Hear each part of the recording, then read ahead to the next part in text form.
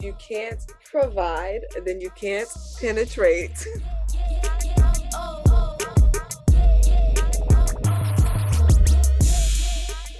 Hey, beautiful. I do this every time.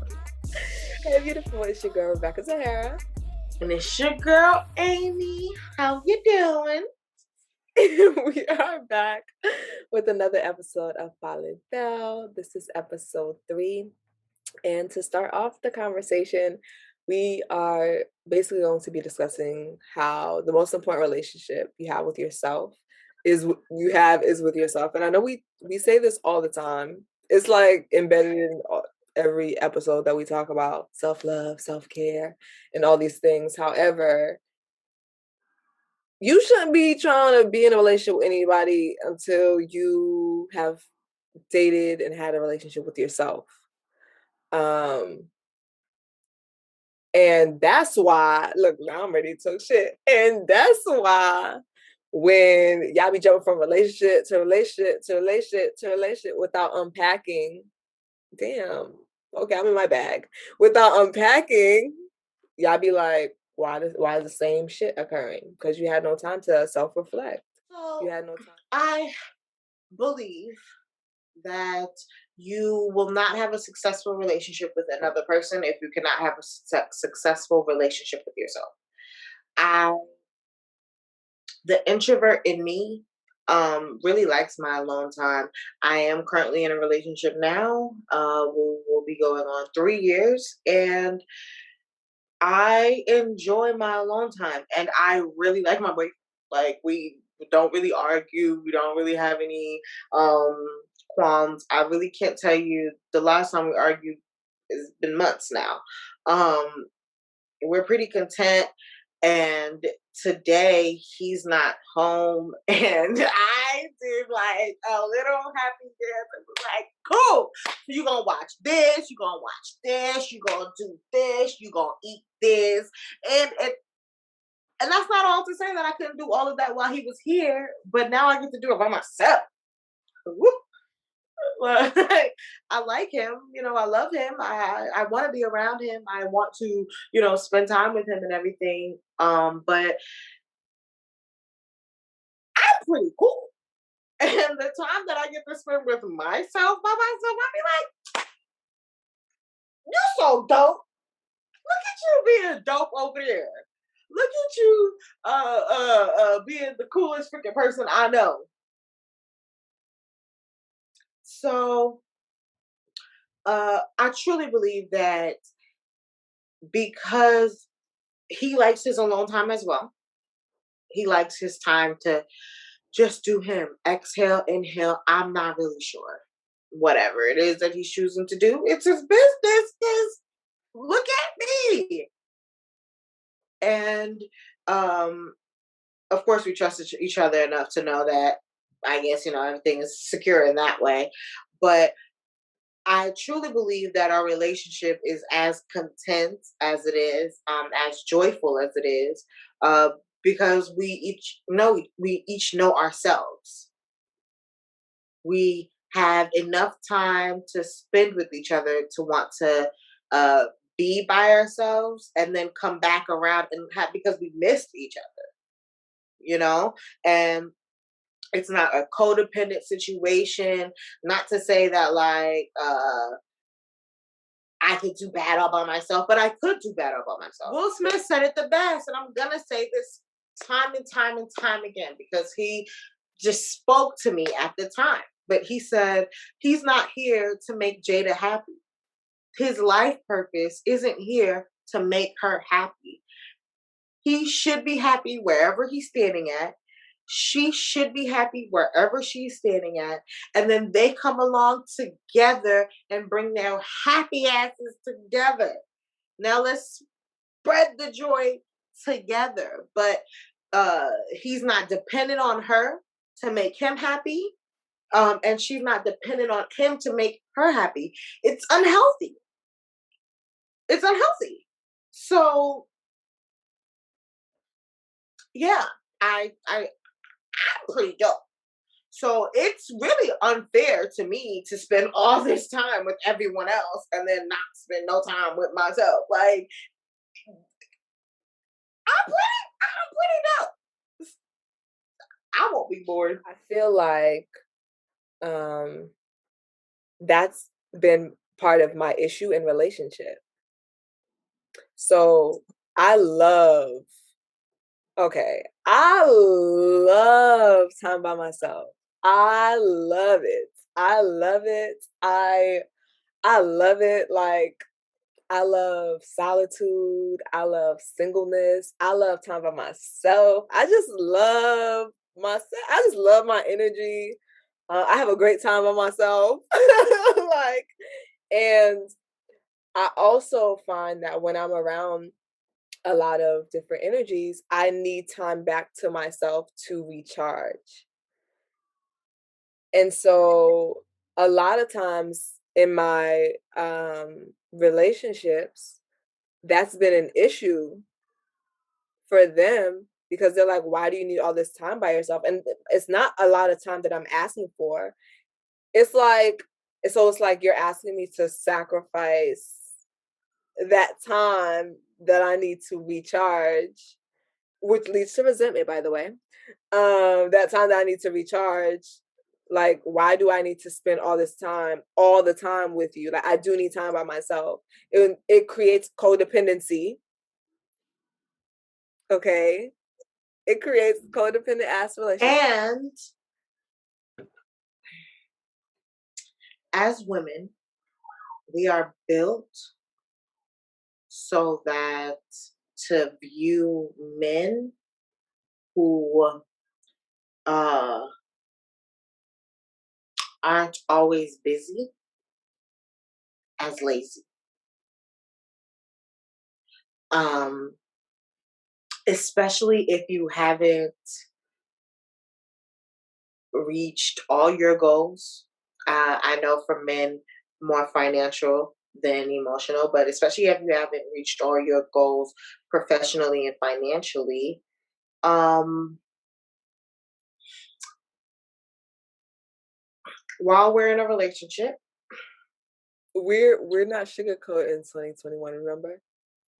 I'm not. Okay.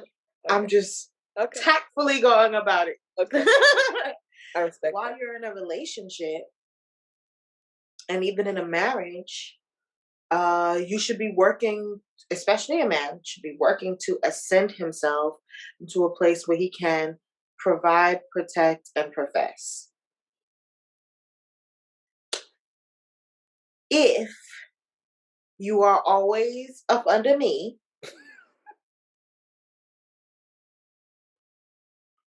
where's your money?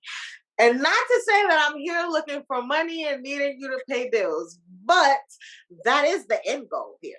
Let's be honest here.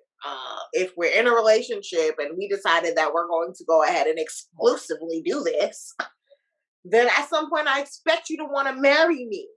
And when that happens, I expect you to also want to have babies with me. I do.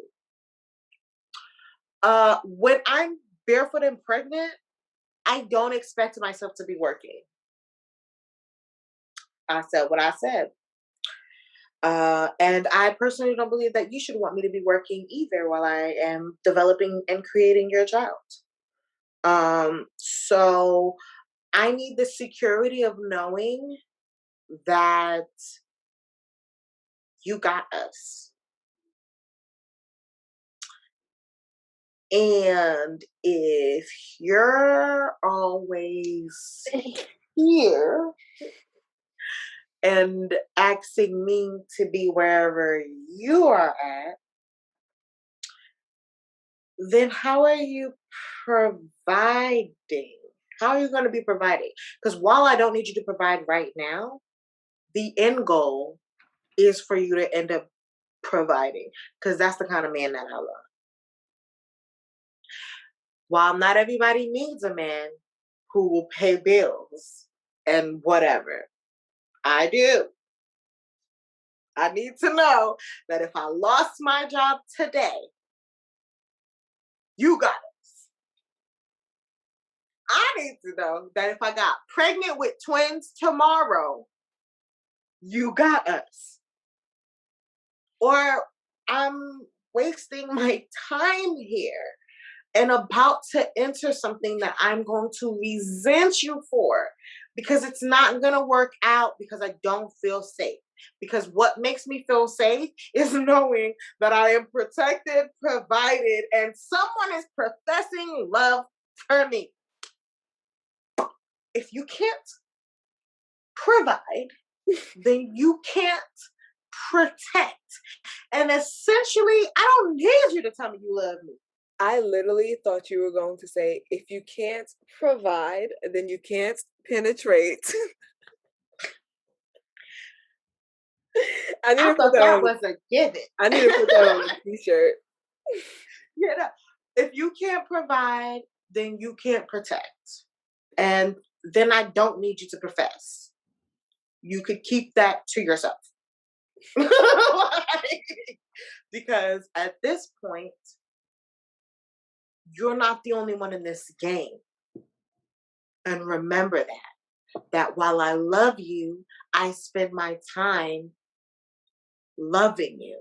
I could really spend my time loving somebody else. Is why people have a hard time building a relationship with themselves, or why people have such a hard time spending time with themselves. Like, the people that can't do anything by themselves. Like, they literally can't do. There's so many, especially, like, I feel like this is really fostered socially with females. Like, you see girls always going to the bathroom together, or always needing to go to whatever place together. They're always trying to do things together, and I'm like, and people actually look at you weird when you're someone like me that, like, really enjoys doing things by themselves. Like, I'm cool with going to the mall by myself. Like, I'm cool with going to the movie. I will enjoy the movie by myself, and I'll enjoy it with company as well.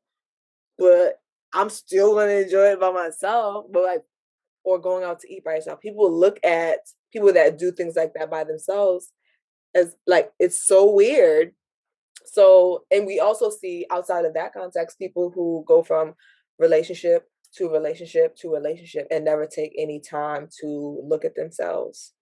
Um, and so, why, I guess, thoughts on why you think it's so difficult for people to take that time to get to know themselves. There's so many people, like, I was in a conversation recently where a guy brought to um he brought a question through example. It's basically saying how he was talking to this girl. They get in a relationship, and, like, prior to getting in a relationship, they, she was doing things. She seemed busy. Like, now they get in a relationship, she's never hanging out with her friends. She's always waiting for him to hang out. She's not doing things. He's like, why aren't you doing things that, like, you like to do? Why are you always, like, waiting on me? Just because I'm not available doesn't mean that you shouldn't be doing things for yourself. And there's so many people that get into relationship or whatever, or even just are using their friendship in this way where they're just waiting for someone else. I hate to say it, like, it's like they're just waiting for someone else to tell them the next move at all times. In the best way that I know how to say that, they're energy suckers. Um, what happens, I find, is that being alone a lot of times ends up being a healing process. And a lot of people spend time not trying to heal. They actually go about things and do things purposely that don't require them to really look inside themselves. And what alone time does is provides you with no way out. There is no excuse. There's just no way out of this. And we live in a world of instant gratification, and a lot of people are depressed. I was just being honest here. I was just talking the other day about how it seems like everybody's on something. Everybody has something, and not even just to say it's a drug or something, but everybody has something. Those straight edge people who don't really have anything are very, very rigid. Um, Spending time alone requires you to be ready to uh, look into yourself in ways that having company around, a boyfriend, friends, sisters, brothers, parents, whatever, dogs, animals, however you want to go about it, right? Spending time with yourself by yourself gives you no escape from that. And so at this point now, something that happened to you when you were 3 years old that you think about every single day, and like, but then you go get a couple more dogs or a couple more cats, and now it's gone. Or you go hang out with your friends and get drunk, or decide to throw yourself into the world of books, or however you're going about this. Right now, it's this trauma that hurts, and most people don't really want to hurt themselves, and some pain is like so hard you like can't breathe around it. And what a lot of people don't know is that this too shall pass. Like, it's a lesson that I learned. Like, I went through labor as a kid, right? And I thought I was going to die. I literally thought I was going to die, and I didn't. And like, I still lived. And I remember thinking to myself, okay, you went through that. So there's light at the end of the tunnel. A lot of people don't know that. They might have heard that before, but it doesn't necessarily resonate for them. So when you spend time alone, it causes you to have to find that light at the end of the tunnel, and that could be a hard damn road. And a lot of people are lazy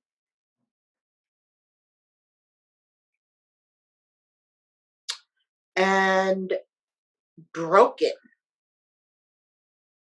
And while I don't believe broken means you can't ever be fixed, I do know that broken means you need other things to help fix you: glue, tape. There has to be some kind of adhesive here. And people don't know how to open up and just say, "Hey, I need help." You'd be so surprised how many people are actually willing to help you if I you think just said it.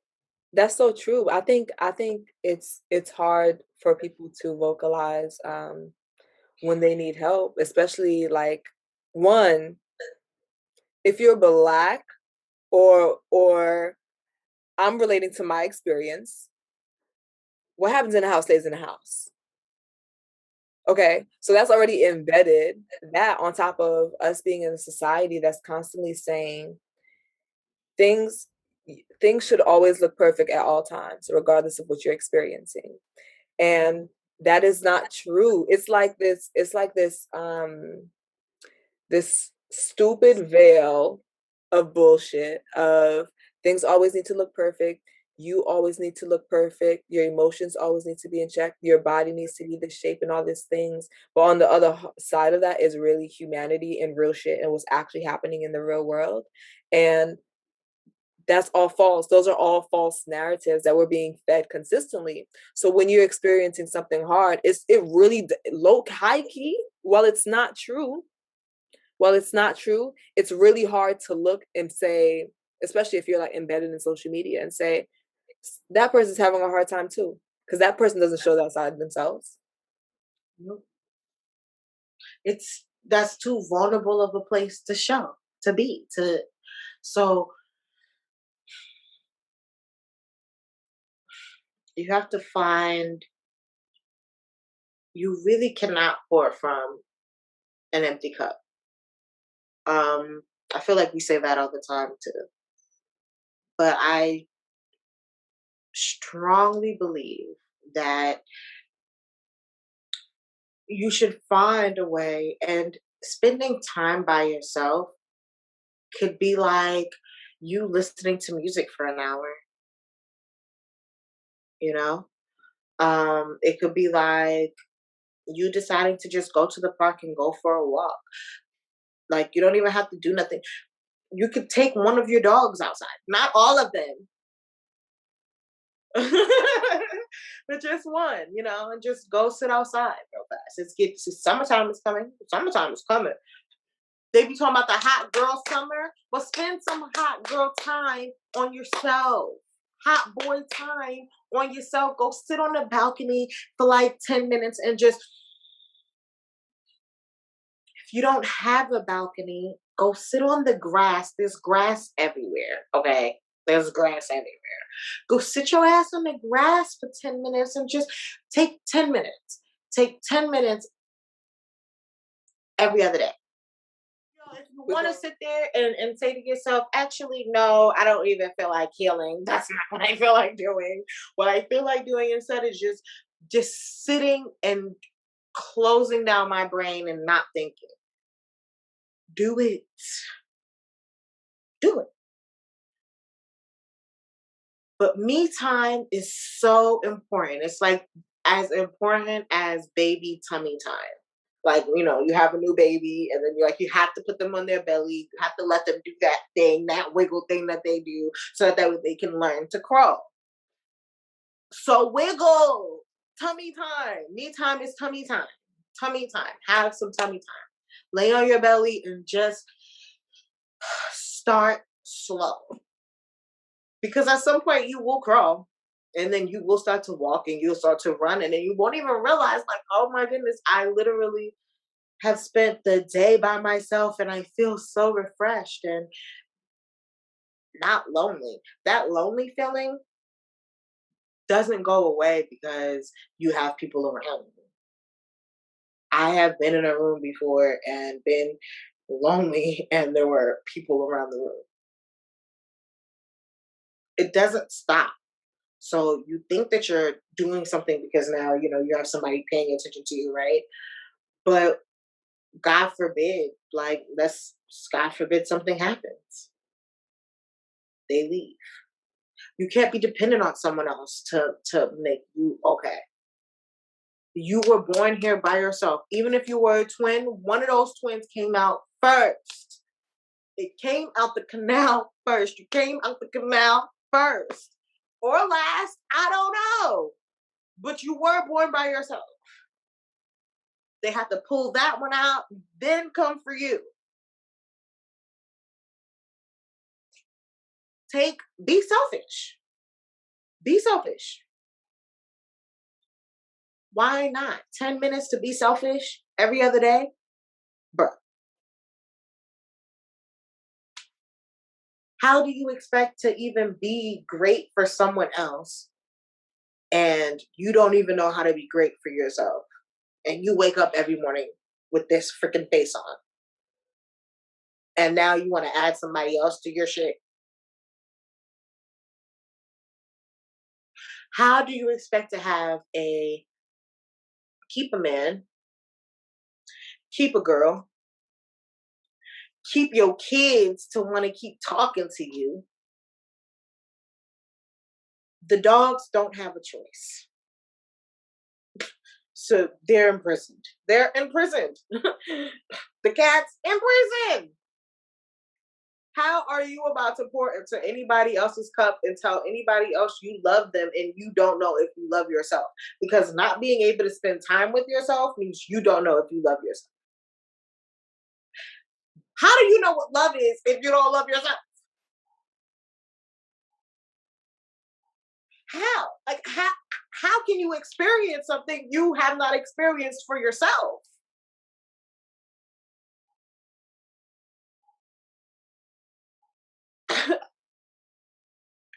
That's my question.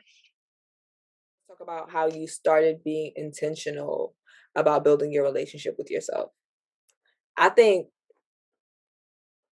personally, I'm naturally inquisitive. And so okay, even so much so that recently, I I I like, you meet people and then like, you're friendly and then like I not on like anything nosy, but like I'm just naturally inquisitive. So I ask people questions about themselves and I just like to listen and just like understand. You learn so much. So I remember I asked them, I was like, because they were with me and we had met someone, I was just asking questions. And I said to her, my friend, like, do I sound nosy? Like, I see it another perspective just to make sure that I wasn't being intrusive. I was like, do I sound nosy when I like do that? Because I don't want to like people to just answer because they're like, oh, this girl's asking me. Because, people also don't know how to say no. And so I want to make sure that I'm like honoring and not being like intrusive and honoring people's boundaries. But anyway, I feel like because I am naturally inquisitive, I'm always asking questions. Even like if I'm asking someone else a question, a lot of times how they respond will like reside with me and give me like, oh, okay, that's why that it'll be like a reflection for me to better understand myself. I think when I became more, I guess aware and intentional was it started with my words because I used to just say anything that came to my mind without being thoughtful, without really being thoughtful about how it made other people feel, and not intentionally, but because I because I was comfortable with people giving me information a certain way, I wasn't thinking about people who are more sensitive or who needed a little more sugar. Not like that, but like, who needed to be affirmed before I told them the thing, whatever that thing was. And so I started reading books about tact. Like I'm not even gonna hold you. I was like, because clearly I have no tact. Like, I don't know what that is. And that made me more thoughtful about how I was speaking to others. And in turn, it made me more thoughtful about how I was speaking to myself. And me realizing like, okay, first of all, you wouldn't let someone else talk to you like that. Why are you talking to yourself like that? Where have you heard that from? And then it naturally like it's like disgusting. It breeds like so many questions, and then you're going down this motherfucking journey of reflection and of trauma. But I guess my question for you is when did you become more aware of building your relationship with yourself? Or So, how did you become? so for me, I had a childhood. So I once I had my son, before I had my son, everything was overstimulated. Everything was overstimulated. There was always uh someone, my son, somebody, always somebody in my face. So from really young, I just always liked my alone time. Like the time that I got to spend by myself, even without my kid or while he was asleep or something like that. But the time where I just got to be me and think about me in the moment and just do that. So as I grew up more, I realized I love nap time. I love nap time. I love the time that I get to sleep till I taught my son, don't wake me up, bro. Something better be going down. Don't wake me. I would take that time. I would be awake, but like know that if I leave this bed, my alone time is over. So I'd be awake, but like keep my eyes closed and just spend 10 minutes like to myself. Um, I spent a lot of time going through things with my son, and during that time, I had to spend a lot of time essentially just working on how to be strong for everything that he was going through. So I needed my alone time at that time to remain sane. I also didn't really trust anybody, so um, not because I didn't trust anybody, I didn't really want to hang around anybody. Then when it stopped being like a trauma response, I want to say was at 25 when it was more of like a requirement of myself. I started really thinking about myself, how I wanted to lead my life, and um, what the next year was going to look like for me. And so in that time, I spent a lot of time planning, actually planning. And during planning time, I would intentionally not be around anybody. I would like walk up the block. I would like walk up the block and sit on the grass at the end of the corner or something like that in New York. Like, and just with my book, just watch the highway go by because I live right next to the highway. I just watched the highway go by and like intentionally plan. I was planning on separating myself from certain situations. So I understood that at that time I had to start seeing things outside of that situation to be able to separate myself and be okay. Um, when I got down to Texas, I came down here. I had no one. I didn't have my son at the time. I didn't have anyone. I enjoyed my time alone immensely. Okay. Like, I wasn't really talking to no guys or anything. Like, I wasn't inviting nobody over or anything. Like, I didn't have no kid. I don't have to worry about myself. I spent, and not to say that like, oh my God, it was like a walk in the park because yeah, there were times when I was like, call my sisters and they wouldn't answer the phone and I would be lonely. Like, I was lonely. And like I would cry, but then it would be like, okay. I never had a disposition where I could really, I guess, say stay upset, sad, or something like that for that long. So it'd be like, okay, you cried, you feel better.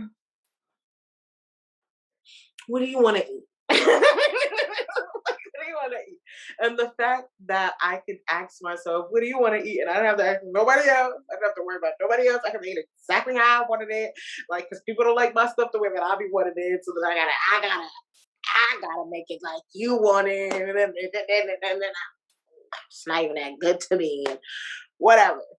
I think that night, one of those nights, I made this like honey glazed salmon with like parmesan spinach and coconut jasmine rice. I remember this because I put my whole foot in it. I put my whole foot in it and like had just had a whole crying session and then at while I was cooking had this whole laughing session. It was like, you're crazy because you just cried and laughed in 20 minutes, bro. And you're discovering things about yourself that like if I hadn't have cried, I don't think I would have discovered some things about myself at that time. And if I hadn't have laughed, I don't think I would have been able to accept those things about myself at the time. And if I wasn't by myself, I don't think I would have ever even realized it. But I feel more secure. I feel more whole. I Nobody's about to knock me off my handle or anything. I feel pretty sure of every decision that I've made. And I feel like that because I allowed myself to have the time to process it, feel it, understand it, know what it is, call a spade a spade. And a lot of people don't do that with themselves. They live in a delusion, and then they would prefer other people allow them and or live with them in that delusion as well. And spending time alone, you know the truth. Thinking the other day, um, so my roommate's been gone for 3 months, and she just came back, and I was saying to myself, Rebecca, you have to remember how to act with a roommate. And so, like the other day, I was like, "Oh, let me enjoy these last final days." I'm just dancing around the house, and then I was laughing to myself, and I was like, "If there was a fly on the wall, like people would be like," and I was like, If my dog could speak, I think that all the time, and he's so quiet. He's such a quiet dog, so he doesn't even really like speak most of the time. And when he does use his voice, I'd be like, "Oh, what's going on?" Because he's like intentional about using his voice, right? So if he could speak, bro, the stories that he would tell, because I know he think I'm crazy. I know when my boyfriend has his alone time and he be in here with the, I know, yeah, y'all just be sitting on the couch beating y'all meats and stuff. Like, I don't know. "Humans are weird. Humans are weird. They sat there and ate all this food and didn't share none of it with me. They're selfish." They're weird, selfish. I didn't get no pets that day. They just kept dancing around, picking me up and dragging me around. What? Lord. I wanted to kind of wrap some of what we set up with kind of circling back to one of the things we said earlier when we said you can't have a relationship with anybody until you learn to have a relationship with yourself. And so I made Or like, you can't have a successful relationship with anybody unless you learn how to have a successful relationship with yourself. and that's At on. least. Okay. And so I made this tiny little list of some questions that you should be able to answer prior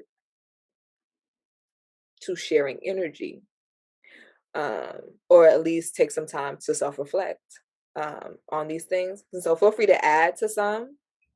But what I have on here are, what are my triggers? What are my boundaries? How do I like to be loved? How do I express love? What things bring me joy? What are my bad habits? How do I I think how do I like to be loved should be how do I need to be loved? Because a lot of people like things for themselves that they don't need, and that brings problems. how do I need to be loved? How do I communicate when I'm fill in the blank? And I think that's important because the way I, for example, the way I communicate with you when I'm joyful is going to be different with how I communicate with you when I'm upset, especially depending upon our communication styles, right? Like if you grew up in a house where yelling, like personally, that's going to make me shut down. Like yelling is involved, I'm not going to be heard. You're not listening. Like those are the feelings that brings for me. So I'll automatically shut. Once yelling's involved, like I'm shutting down. And so I think it's important to know these things about yourself, because if you don't know these things about yourself, when you are faced with a whole different person that has all these different experiences, has their different trauma, their different things that they're working through, and if you don't know these things about yourself, you're constantly going to find yourself in a space where you're clashing. So another thing I have is, what are some significant moments that shape me? I think that's important, just as a form of self-reflection. But yes, so those are some, that's my, I also have, what do I like to do? And this is such a baby question, but I feel like I was talking to some people, I was talking to one of my friends a few months ago, and I don't remember. I think we were just talking about quarantine and hobbies and stuff like that. And I was like, oh, why don't you? I said, now's the perfect time to kind of like tap into some hobbies that like you like to do, or like that you haven't gotten a chance to tap into it because of time. And he was like, he doesn't have any hobbies. And I was like, what do you mean you don't have any hobbies? Like there's nothing, like there's nothing that you're interested in doing. And he's like, well, I don't know. And I was like, well, that's how you figure it out, by like trying other things that are outside of what you're used to. Like if you're used to consistently being bombarded with your 9 to 5, Mhm. Take PTO time. heavy on take PTO time, because you don't get that time back and that's your time. Okay. But if now you have free time, like on your free time, like I don't know, tap into some other things that you would like. Your life should not just, you are, when we talked about this earlier, when we said that you are multifaceted, you're a multifaceted being.